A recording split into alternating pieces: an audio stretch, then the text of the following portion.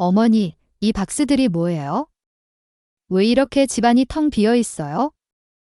이사 가려고 짐 쌌지? 어머니, 무슨 말씀하시는 거예요? 저희가 여행 간 사이에 갑자기 무슨 말씀이세요? 무슨 말씀이라니, 내가 이 집을 팔았어. 뭐라고요? 집을 팔았다고요? 어머니, 그럼 저희는 어떻게 하라고요? 너희야 알아서 하지? 그동안 나한테 한 것처럼 말이야. 여러분, 제가 이런 선택을 하게 된 이유가 궁금하시죠? 그런데 이야기 시작하기 전에 혹시 구독과 좋아요 눌러주셨나요? 여러분의 작은 관심 하나하나가 제게는 정말 큰 힘이 되거든요. 사실 저도 처음에는 평범한 아들 가족과 함께 살면서 행복하다고 착각하며 살았거든요. 제 하루는 마치 시계 톱니바퀴처럼 똑같았어요.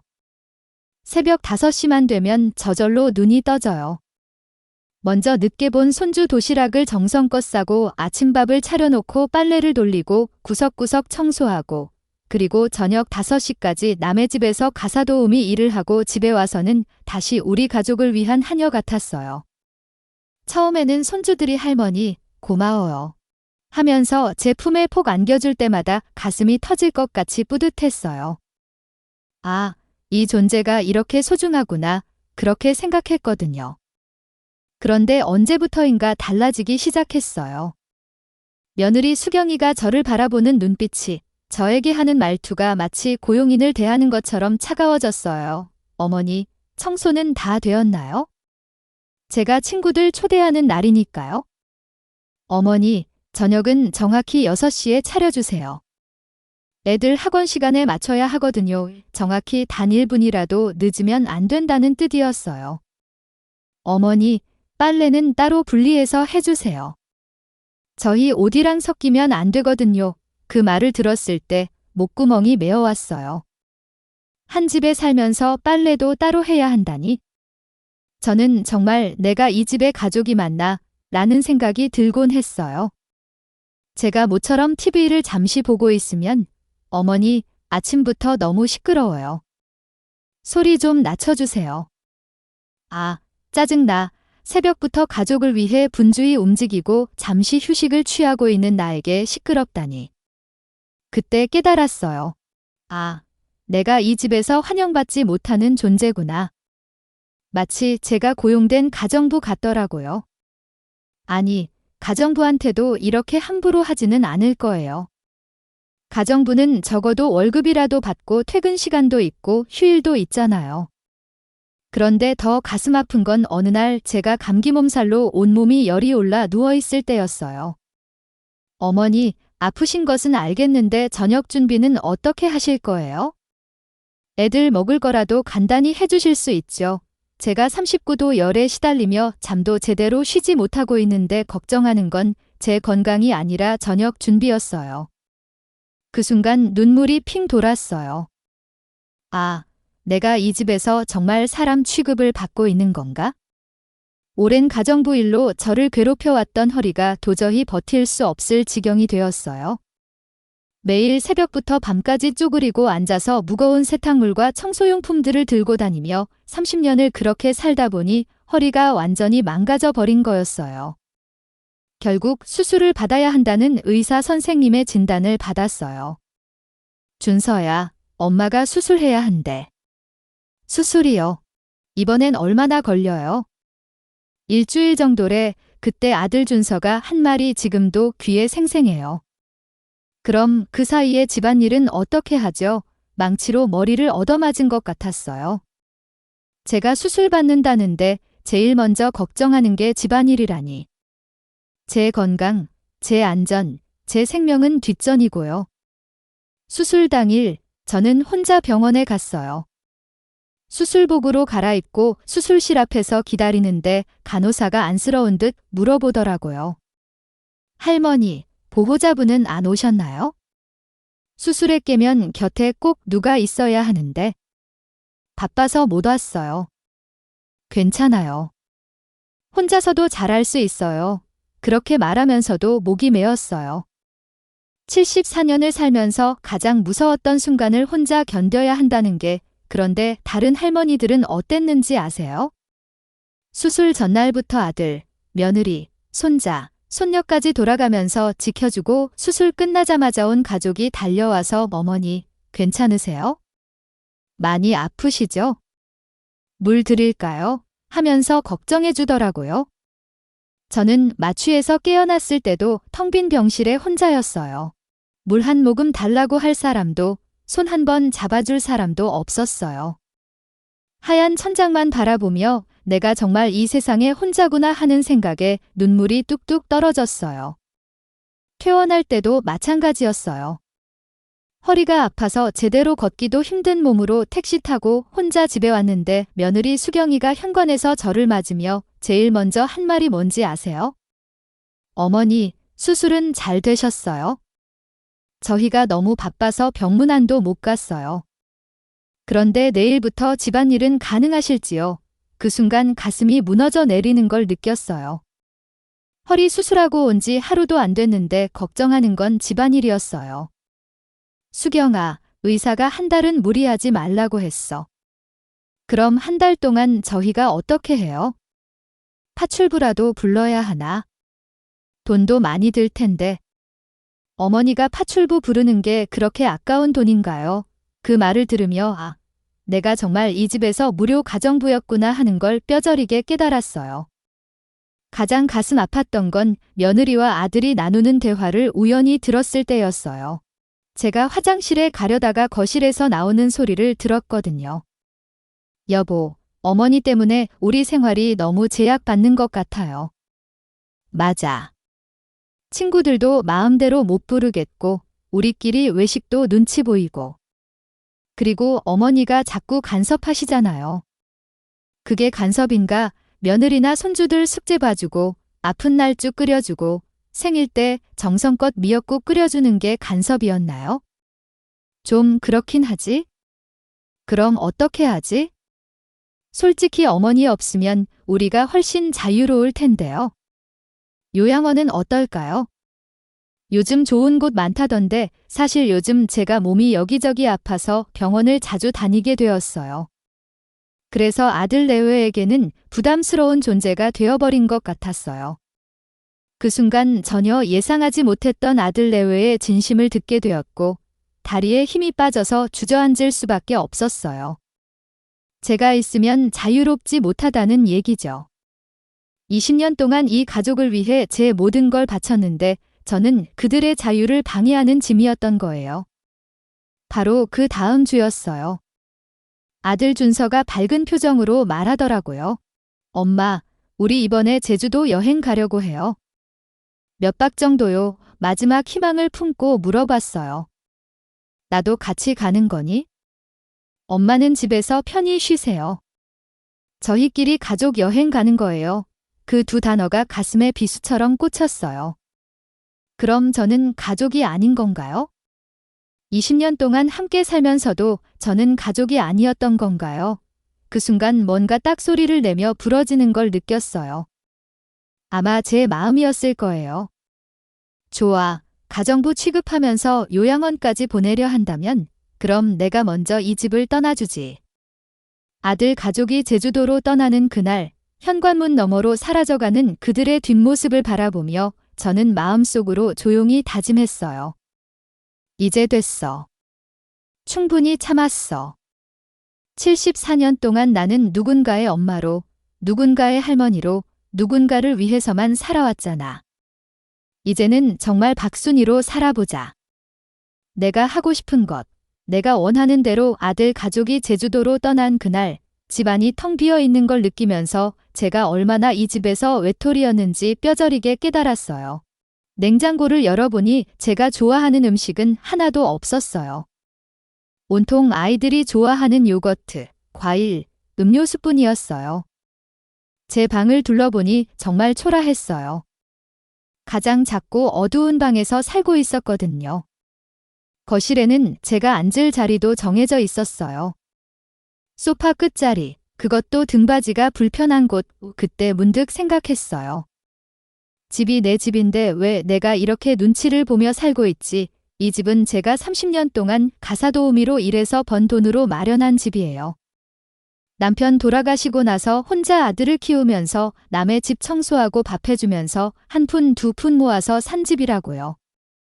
그런데 아들이 결혼하고 며느리가 들어오면서부터는 마치 제가 얹어 사는 신세가 되어버렸어요. 며느리 수경이가 했던 말들이 머릿속에서 맴돌았어요. 어머니, 청소는 매일 해주세요. 어머니, 저녁은 정확히 6시에 차려주세요. 어머니, 빨래는 제 빨래와 따로 해주세요. 마치 제가 고용된 가정부 같았어요. 아니, 가정부보다도 못한 대우였죠. 가정부는 적어도 월급이라도 받잖아요. 그리고 결심했어요. 그래, 나를 가정부 취급하면서 이제 몸이 조금씩 아파오니까 요양원 보내려고? 그럼 내가 먼저 독립해버리지. 둘째 날 아침, 저는 용기를 내서 부동산에 전화했어요. 손이 떨렸지만 마음은 확고했어요. 여보세요. 집을 팔고 싶은데요. 어떤 집이신가요? 12평 아파트요. 금매로 내놓고 싶어요. 부동산 아저씨가 그날 오후에 왔어요. 집을 둘러보더니 좋게 말하더라고요. 오래된 아파트지만 상태가 정말 좋네요. 할머니가 정성껏 관리하신 게 한눈에 보여요. 금매시라면 시세보다 조금 낮춰야겠지만 요즘 이 아파트는 재건축 진행 중이라 찾는 손님이 많아요. 일주일 안에 팔 수 있을 것 같아요. 좋아, 빨리 팔아주세요. 그런데 할머니, 가족분들은 아시나요? 그 순간 가슴이 두근거렸어요. 하지만 저는 당당하게 대답했어요. 제 집이에요. 제가 알아서 해요. 74년을 살면서 이렇게 큰 결정을 혼자 내려본 적이 없었거든요. 하지만 이상하게 후련하더라고요.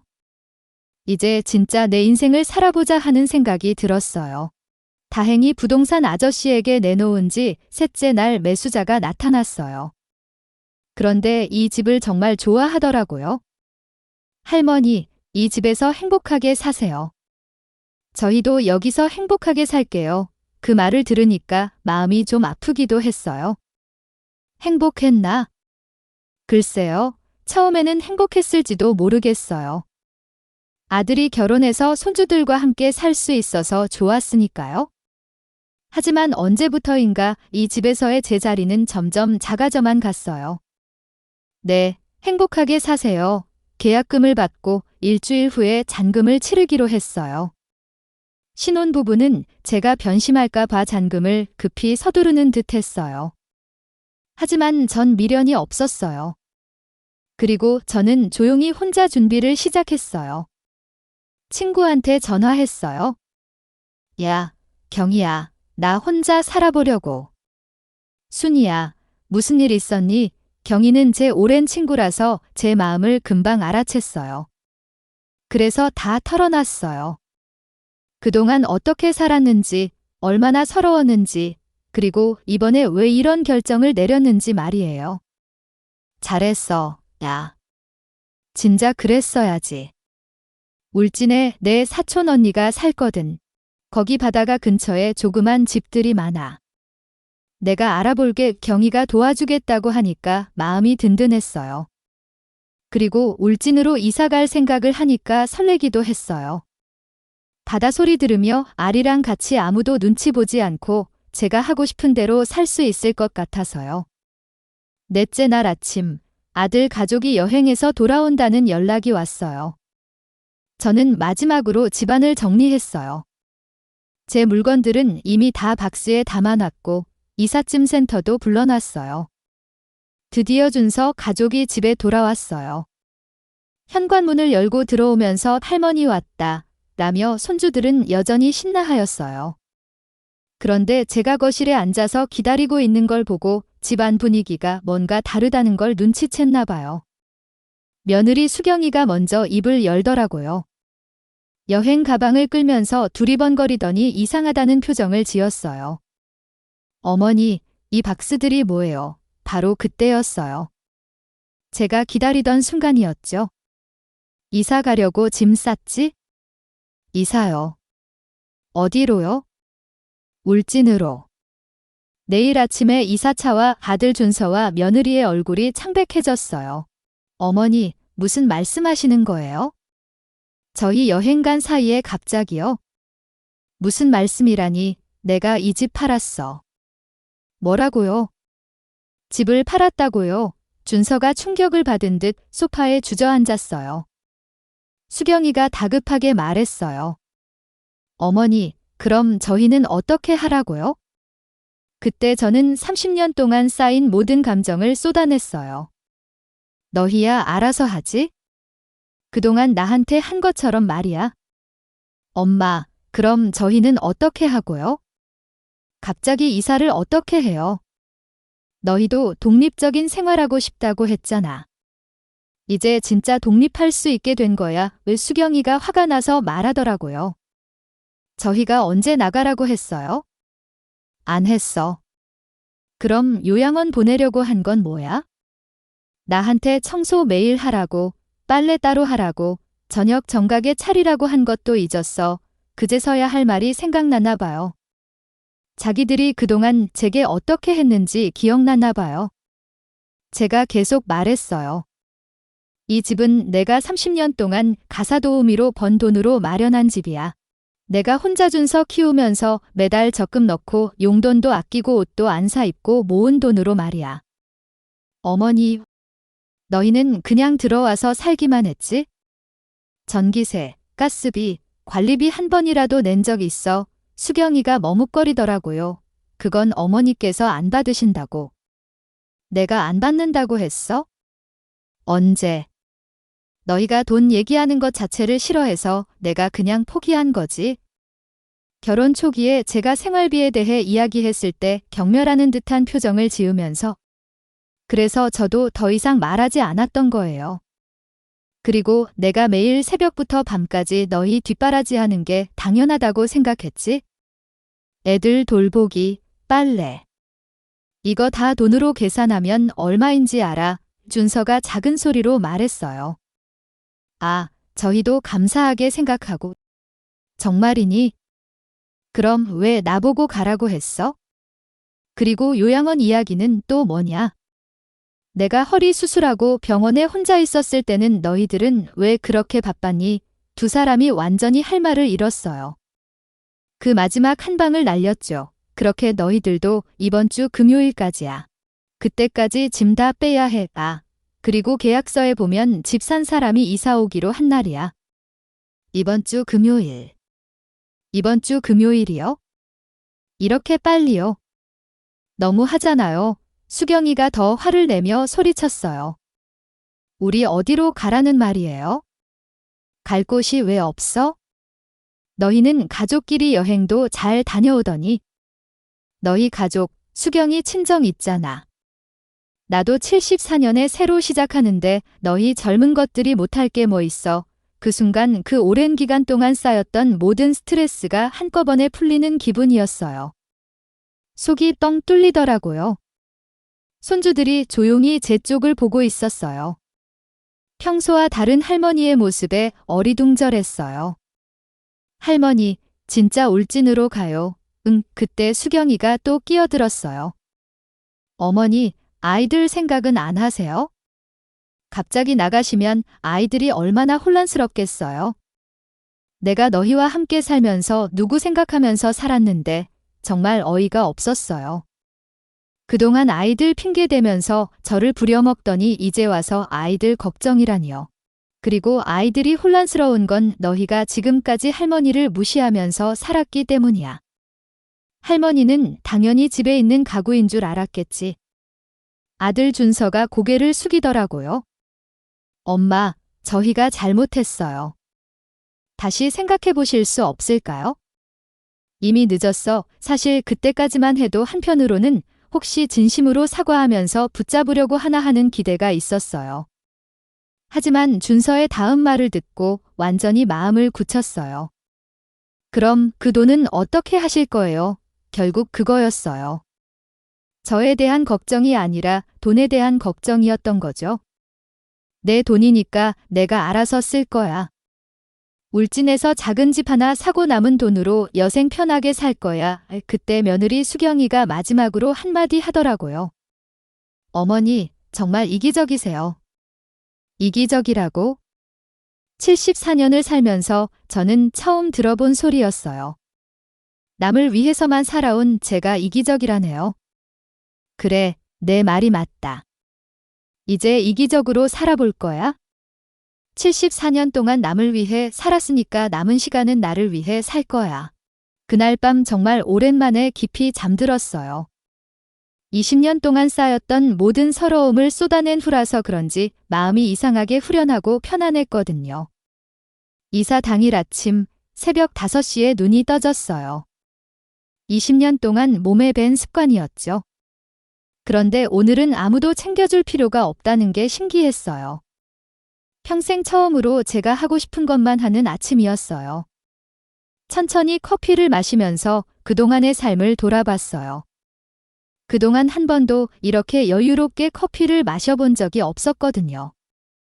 항상 새벽부터 바쁘게 움직이며 가족들 뒷바라지만 했으니까요. 이 작은 시간도 정말 나에게 이렇게 소중할 줄 몰랐어요. 이삿짐 센터 아저씨들이 7시에 왔어요. 생각보다 짐이 많지 않아서 금방 끝났어요. 정말 오랫동안 산 집인데 제 물건은 옛날 가구 몇 개와 박스 5-6개가 전부였어요. 아저씨가 놀라면서 말하더라고요. 할머니, 짐이 참 적으시네요. 보통 이 정도 평수에서 30년 사신 분들은 작은 트럭으로도 부족할 텐데요. 그 말을 듣고 가슴이 아팠어요.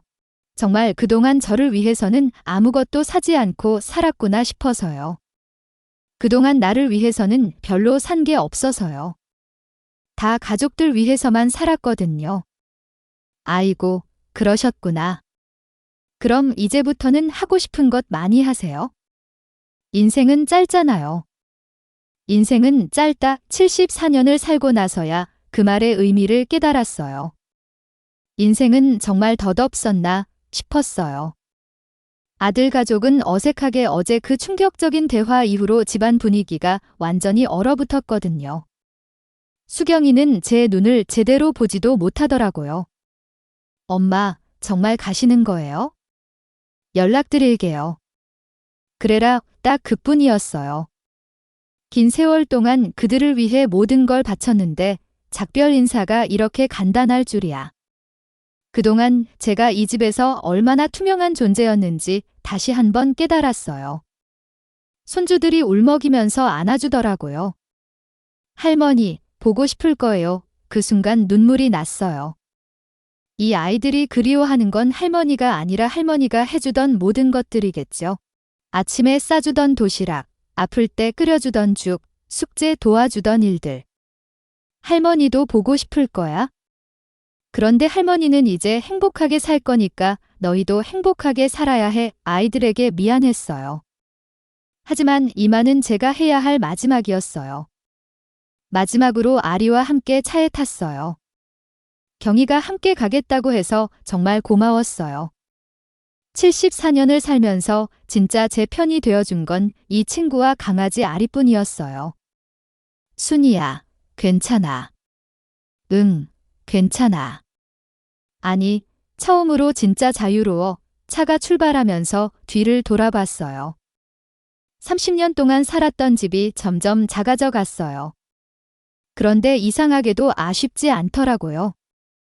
오히려 드디어 그 감옥에서 벗어났구나 하는 홀가분함이 더 컸어요. 고속도로를 달리면서 창밖을 봤어요. 초록색 산들이 스쳐 지나가고 하늘은 푸르게 펼쳐져 있었어요. 경희야, 세상이 이렇게 넓었구나. 순이야, 너는 너무 오랫동안 좁은 곳에 갇혀 있었어. 정말 그동안 너무 좁은 세상에서 살았던 것 같아요. 뭔가 허전한 듯 했지만 시원했고 74년을 살면서 이렇게 자유롭게 어디론가 떠나는 게 처음이었거든요. 신혼여행도 시댁 눈치 때문에 제대로 못 갔고 아들 키우느라 여행은 엄두도 못 냈고 친구들과 여행 한번 가자고 해도 집에 누가 있어야 하니까 하며 포기했던 것들이 생각났어요. 내가 이렇게 자유로울 수 있구나. 3시간을 달려서 울진에 도착했어요. 차에서 내리자마자 새가 지저귀였어요. 20년 만에 처음으로 보는 새 집은 사진보다 더 예뻤어요. 작지만 아늑하고 무엇보다 제가 주인인 집이었어요. 창문을 열면 바다가 한눈에 들어왔어요. 와, 정말 좋다. 내 집이야. 정말 내 집, 아리도 신이 났나 봐요. 집 안을 이리저리 뛰어다니더라고요. 아리도 그동안 눈치를 보며 살았던 걸까요? 경희가 냉장고에 음식을 가져다 놨더라고요. 순이야, 이것저것 사왔어. 당분간은 이걸로 해결해. 고마워. 정말 너 아니었으면 어쩔 뻔했어. 무슨 소리야. 50년 친구가 이런 걸로 고마워하면 안 되지. 정말 긴 세월이에요. 그동안 제 곁에 있어준 유일한 사람이었어요. 이곳으로 이사온 첫날 밤, 집에서 혼자 잠들었어요. 파도 소리가 들려왔어요. 처음에는 낯설었는데 들으면서 보니까 자장가 같았어요. 그동안 밤마다 들었던 소리들이 생각났어요. 며느리의 짜증, 아들의 한숨, 아이들의 투정. 그런 소리들 대신 이제는 이런 평화로운 소리를 들으며 잠들 수 있다니. 다음 날 아침 일찍 일어나서 바닷가로 나갔어요. 아리와 함께 첫 산책이었어요. 난생 처음 보는 바다에서 마구 뛰어다니는 아리 모습을 보니 저도 절로 웃음이 났어요. 끝이 보이지 않는 푸른 바다를 보니까 마음도 시원해졌어요. 그동안 얼마나 갑갑한 곳에서 살았던 걸까요? 파도가 밀려왔다가 빠져나가는 걸 보면서 생각했어요. 나도 이제 새로운 파도처럼 살아보자. 산책하다가 할머니 몇 분을 만났어요. 아마 새로 오신 분이네요. 네, 어제 이사 왔어요. 아, 그래요. 여기 살기 참 좋아요. 공기도 맑고 사람들도 친절하고 정말 오랜만에 들어보는 따뜻한 말이었어요. 그동안 누군가 제게 좋다는 말을 해준 적이 언제였을까요? 혹시 혼자 사세요? 네, 강아지랑 같이요. 아이고, 우리랑 비슷하네. 저희도 다 혼자 살아요. 외롭지 않으세요? 지금은 전혀요. 오히려 자유로워서 좋아요. 아이고, 멋있네요. 저도 그런 마음가짐으로 살고 싶어요. 처음 만난 분들인데도 제 말에 공감해 주시고 격려해 주시더라고요. 그동안 살던 아파트에서는 이웃들도 저를 누구네 할머니 정도로만 여겼는데 집으로 돌아와서 처음으로 제가 하고 싶은 아침을 만들었어요. 달걀 프라이에 빵, 그리고 미역국. 간단하지만 제가 좋아하는 것들로만 차렸어요. 혼자 먹는 밥인데도 이렇게 맛있을 줄 몰랐어요. 그동안은 항상 기건 맵다, 기건 너무 짜다, 기건 싫다 하는 소리만 들으며 다른 사람 입맛에 맞춰서 요리했는데 제 입맛에 맞춰서 하니까 이렇게 행복할 줄 몰랐어요. 오후에는 근처 시장에 갔어요. 재래시장이었는데 정말 정겨웠어요. 생선가게 아주머니가 반가워하시더라고요. 혼자 사시나 봐요. 예, 얼마 전에 이곳으로 이사 왔어요. 요즘 혼자 사는 할머니들이 늘고 있어요. 다들 자유롭게 사시더라고요. 그 말이 이렇게 좋게 들릴 줄 몰랐어요. 그동안은 혼자 산다는 게 외롭고 쓸쓸한 일이라고만 생각했는데 이제는 자유롭고 당당한 일이라는 걸 깨달았어요. 집으로 돌아오는 길에 생각했어요. 사람들이 나를 있는 그대로 받아들여 주는구나. 그동안은 항상 누군가의 엄마, 누군가의 할머니, 누군가의 가사도우미였는데 여기서는 그냥 박순이었어요. 그날 밤 바다를 보면서 다짐했어요. 이제부터는 박순이로 살자. 74년 동안 남을 위해 희생하며 살았으니 남은 시간은 정말 나를 위해 살자. 그리고 조용히 혼잣말했어요. 고생 많았어, 순이야. 이제 진짜 내 인생을 살아보자. 74년을 살면서 처음으로 제 이름을 온전히 되찾은 기분이었어요. 울진에 온 지 3개월쯤 됐을 때 준서가 갑자기 찾아왔어요. 문을 열어보니 준서가 서 있었더라고요. 그런데 모습이 많이 변해 있었어요. 살도 빠지고 얼굴도 어둡고요. 왔니? 미리 연락도 안 하고. 거실에 앉히고 차를 끓여줬어요. 공기도 맑고. 응, 좋아. 그런데 심심하지 않으세요? 아니, 할 일이 많아. 이준서가 한참 말을 못하더니 결국 엄마, 저희 요즘 너무 힘들어요. 뭐? 장모님 집에서 살고 있는데 정말 눈치 보여요. 장모님이 맨날 짜증을 내시고 아이들도 새로운 곳에 적응을 못해서 힘들어하고 있어요. 듣고 보니 수경이 어머니가 며느리와 사위, 손주들이 자기 집에 온 것이 불편했나 봐요. 아침마다 언제까지 여기 있을 거냐고 물어보시고. 엄마, 저 이제야 엄마 마음을 조금 알 것 같아요. 그 말을 듣는 순간 마음이 복잡했어요. 한편으로는 이제야 깨달았구나 싶기도 하고, 그래도 제가 낳고 기른 아들이니까 안쓰럽기도 하고. 하지만 예전처럼 마음이 흔들리지는 않았어요. 수경이도 많이 달라졌어요. 엄마한테 그동안 죄송했다고 매일 엄마 얘기를 해요. 그래. 네, 그리고 아이들도 할머니 없으니까 많이 힘들어해요. 준서가 울먹이더라고요. 엄마, 정말 죄송해요. 그동안 엄마가 해주신 모든 것들을 당연하게 생각했어요. 지금 직접 겪어보니까 엄마가 정말 대단한 분이셨구나 하는 생각이 들어요. 그때까지도 저는 담담했어요. 그래, 이제라도 알아서 다행이구나. 엄마, 다시 돌아오실 생각은 없으세요? 그럼 저희가 여기로 이사와서 같이 살면 안 될까요? 그 말을 듣고 웃음이 났어요. 준서야, 너 아직도 몰라? 나는 이제 혼자 사는 게 좋아. 더 이상 누구 뒷바라지하며 살고 싶지 않아. 대신에 가끔 놀러와. 그리고 진짜 효도하고 싶으면 너희끼리 잘 살아. 그게 엄마한테는 제일 큰 효도야. 준서가 고개를 숙이더라고요. 그날 저녁, 준서를 위해 된장찌개를 끓여줬어요. 제가 담근 된장으로 만든 거였어요. 엄마 된장찌개 정말 맛있어요. 그래. 내 어렸을 때 먹던 그 맛이에요. 그동안 얼마나 그리웠는지. 이 된장찌개 먹으면서 눈물을 글썽이더라고요. 얼마나 오랜만에 집밥다운 집밥을 먹는 건지. 수경이는 요리를 안 해주긴 하는데 엄마 손맛이랑은 달라요. 그리고 요즘은 장모님이 해주시는데 입맛이 안 맞더라고요. 그렇구나. 엄마, 여기서 정말 행복해 보이세요. 그동안 엄마 얼굴에서 이런 표정 본 적이 없었어요. 그래. 그리고 된장찌개 정말 맛있었어요. 오랜만에 진짜 집밥 먹은 기분이에요. 그때 저는 분명하게 말했어요. 준서야, 엄마는 이제 내 삶을 살 거야.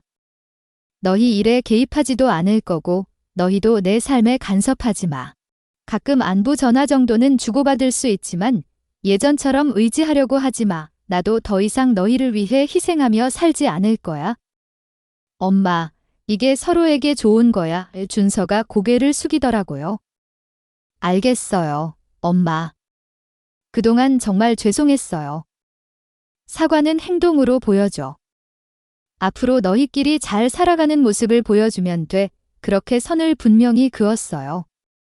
정이 있다고 해서 예전처럼 돌아갈 수는 없었거든요. 74년을 살면서 처음으로 제 이름을 온전히 되찾은 거였으니까요.